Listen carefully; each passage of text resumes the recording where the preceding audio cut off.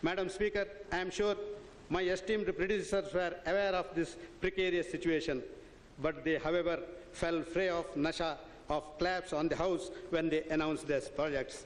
Madam Speaker, I also can get claps from this august House by announcing many new projects, but that would be rendering injustice to the struggling organization. I would like to take steps throughout the year by setting the things in order.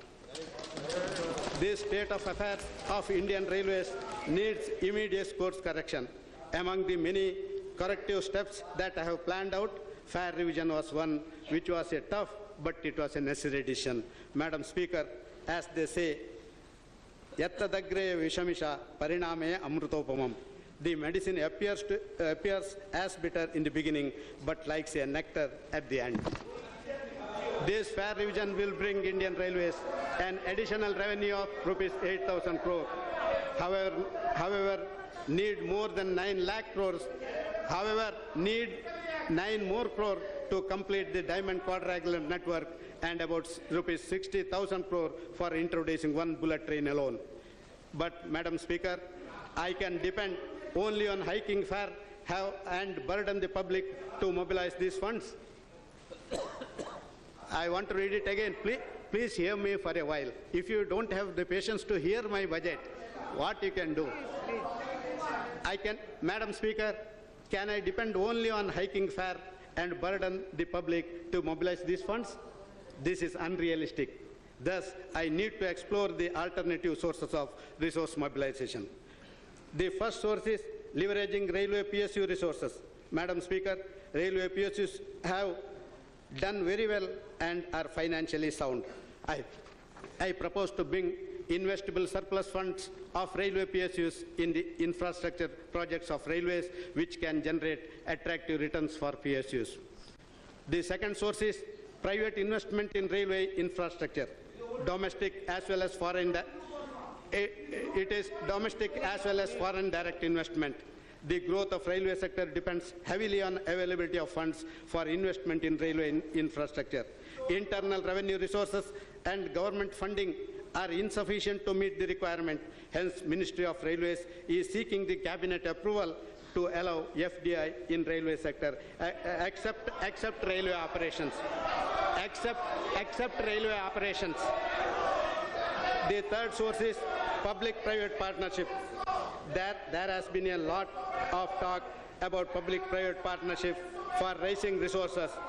Railways, being a capital incentive sector, have not been successful so far in raising substantial resource through PPP route. Madam Speaker, it is my endeavor to pursue this in right earnestness.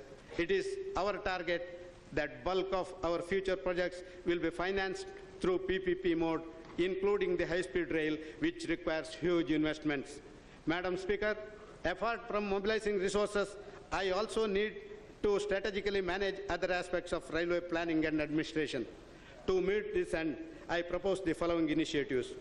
Near plan holiday approach, prioritizing and setting timelines for completion of ongoing projects, devising a mechanism for raising funds for rail infrastructure, decision support system for project implementation, strategic partnership and transparency in procurements, aggressive indigenization of imported products, adopting safety standards, matching international practice, and setting up a simulation center to study cause of accidents, encouraging development of wagon leasing market.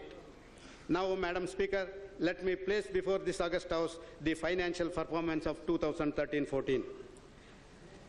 Since presentation of interim budget and passing of the vote on account on February last, financial positions has undergone a change. Madam Speaker, Railway carried 1,050.18 million tons of freight. Goods earnings were short of target by only by rupees 94 crore. Originating passengers also were less by 46 million over revised target, and passenger earnings were short by rupees 968 crore over the revised budget. Overall, though the gross traffic receipts grew by 12.8% to reach rupees 1,39,558 crore. It was short of revised target by rupees 942 crore. On the other hand, ordinary working expenses stood as rupees 97,571 crore, which was in excess by rupees 511 crore.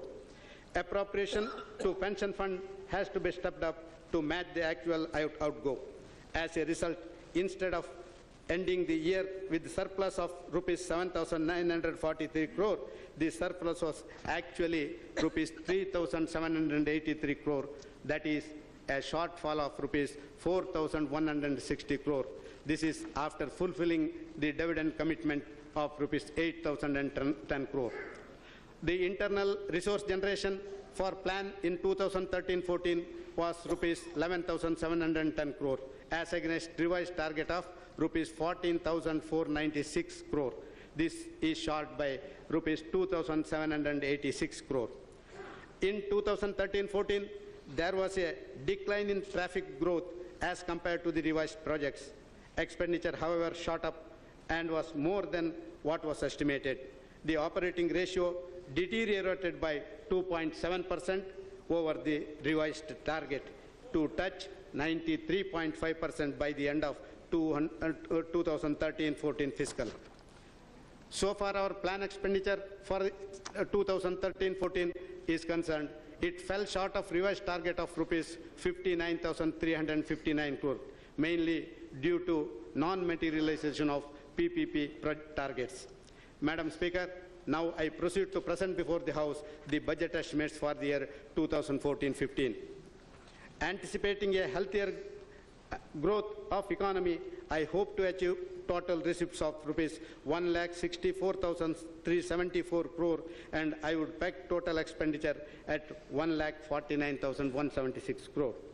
I anticipate freight traffic growth of 4.9%, amounting to 1,101.25 million ton, an increment of 51.07 million ton over 2013-14 based on trends in the first 2 months. I also anticipate a small growth in the passenger traffic over 2013-14.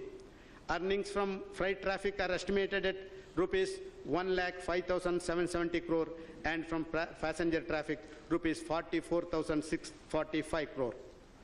The fare revision, which came into effect from 25/6/2014, has provided railways a much-needed respite, however little it may be.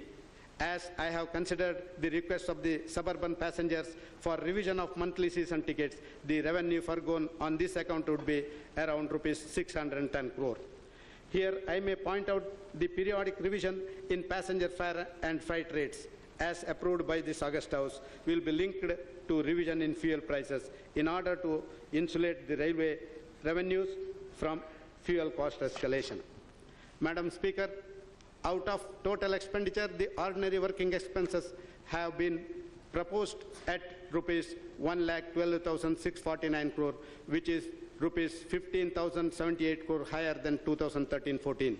This has been necessitated by fuel price hike and increase in staff costs. Pension outgo in 2013-14 had grown by about 16%. Keeping the same trend, provision for pension is kept at rupees 28,850 crore. Madam Speaker, I thank the Finance Minister for extending additional budgetary support of rupees 1,100 crore as capital and rupees 273 crore as railway share from diesel cess for important road safety works. Largely owing to this measure and to the additional resource mobilization efforts, I propose to increase the plan outlay under budgetary sources to rupees 47,650 crore, which is higher by rupees 9,383 crores in 2013-14. A large part of this higher plan outlay goes to safety-related works, which is also a high priority of our government. As I have increased the internal resource component of the plan, I propose to scale down market borrowings through Indian Railway Finance Corporation to rupees 11,790 crore. Madam Speaker, time overruns and consequential cost escalations in completion of most of the railway projects have been a chronic worry of railways for years.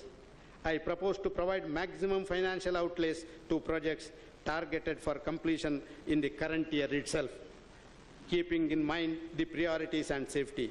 I have ensured adequate allocation for 30 priority works for their timely progress. It is my concern to allocate the available resources to high priority areas like safety, cleanliness, passenger amenities, and capacity augmentation.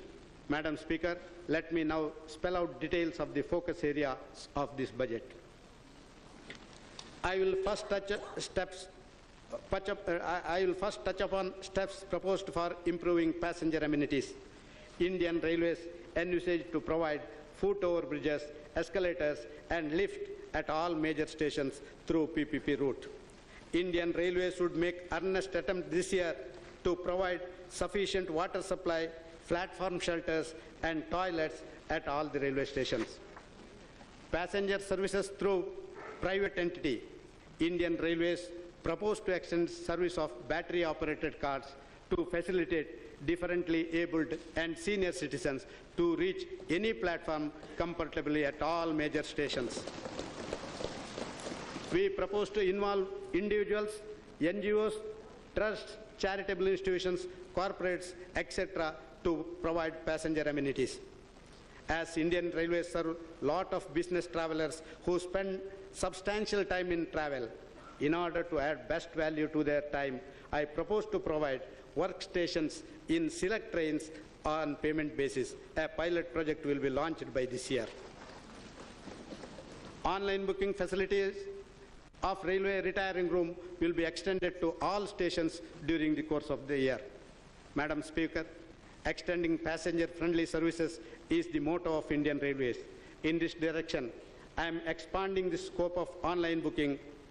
People can book a train, people can book a coach, people can book a berth, and people can book a seat in the chair car.